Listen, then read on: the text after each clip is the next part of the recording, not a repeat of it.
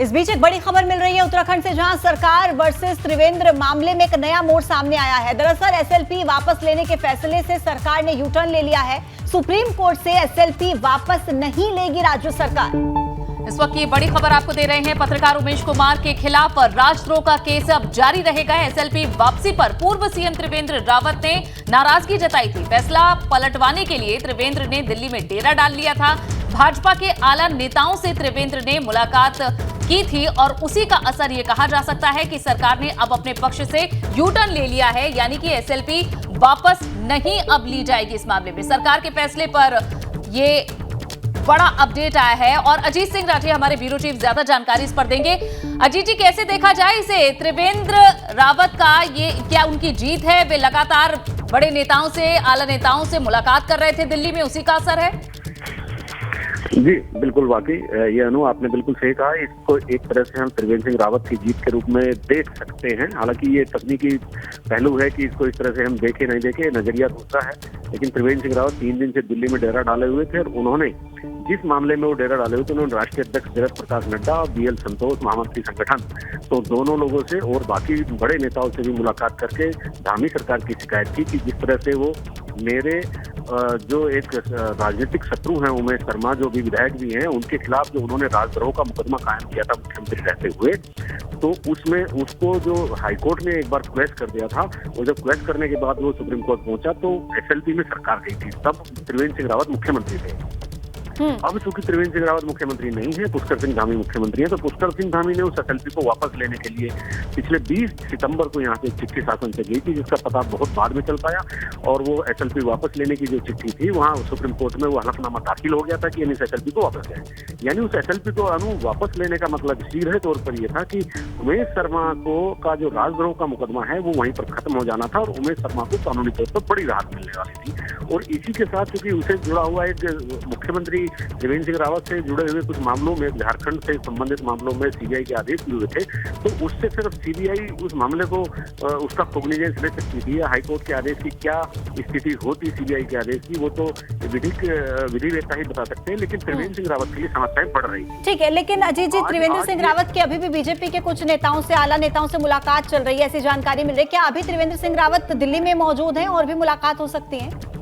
जी अनुपत, में एक और चीज आप इसमें ऐड ऑन करना चाहूंगा, क्योंकि अभी न्याय विभाग ने आज शाम ही के समय ये चिट्ठी अपने एडवोकेट और रिकॉर्ड को भेजी है। न्याय विभाग की तरफ से, प्रमुख सचिव की तरफ से चिट्ठी गई है कि जो आदेश सरकार ने एसएलपी को वापस लेने के लिए दिया था, जिसके बिहार पर हल्फनामा सुप्रीम कोर्ट में दाखिल हुआ था, उस हल्फनामे के आदेश को सरकार ने आज निरस्त कर दिया है।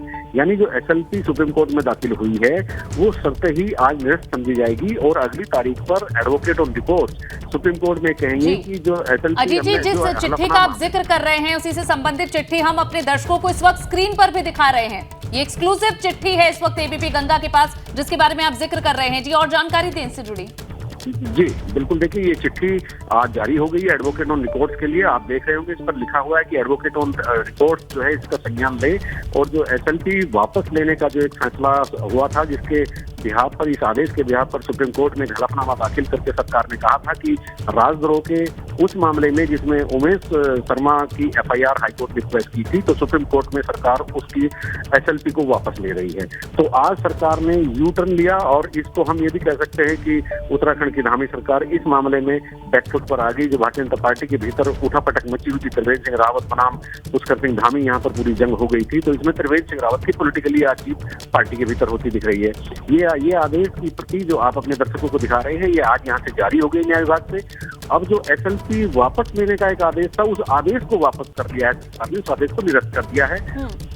अब उमेश कुमार जो खानपुर से निर्दलीय विधायक है, क्योंकि उनकी और त्रिवेंद्र सिंह रावत के बीच की बड़ी पुरानी अदावत है, तो उनको जो राहत मिलती दिख रही थी, अब उनको अपने मुकदमे की पैरवी करनी पड़ेगी, अपना मुकदमा लड़ना पड़ेगा जैसा वो पहले से ही लड़ते आ रहे हैं। लेकिन अब बात उमेश शर्मा की नहीं है, बात यहाँ भाजपा वर्सेस भाजपा है अनु। और यहाँ पर जिस तरह से पिछले 2 महीने से माहौल बना हुआ है, एक पूर्व मुख्यमंत्री तीरथ सिंह रावत कमीशनखोरी की बात करते हैं, दूसरे त्रिवेंद्र सिंह रावत भ्रष्टाचार की बात करते हैं, तो तमाम तरह की ये सब चीजें चलते हैं, अपनी सरकार को सब घेरने में लगे हुए हैं। तो ये जंग जो थी भाजपा वर्सेस भाजपा चल रही थी, जिसमें थोड़ा जितना भी होमवर्क हुआ, जितनी भी लॉबिंग हुई, जितना भी मिलने का प्रयास हुआ, सेंट्रल लीडरशिप से अपनी बात रखी, वो अपनी बात रखने में त्रिवेंद्र सिंह रावत कामयाब हो गए और धामी सरकार को इस मामले में बैकफुट पर आना पड़ा। जी, लेकिन जिस तरीके से इसको लेकर के सरकार का एक यू टर्न देखने को मिला है अजीत जी, और क्या इसके पीछे की सबसे बड़ी वजह मानी जाए कि क्यों आखिर सरकार ने यू टर्न लिया? ये क्या एक प्रेशर था या क्या इसके पीछे की वजह?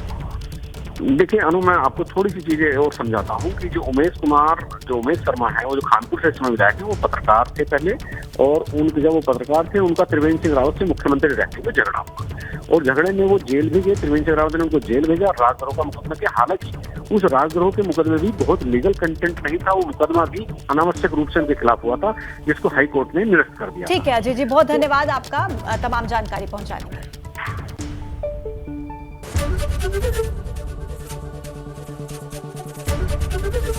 एबीपी गंगा, खबर आपकी, जुबान आपकी।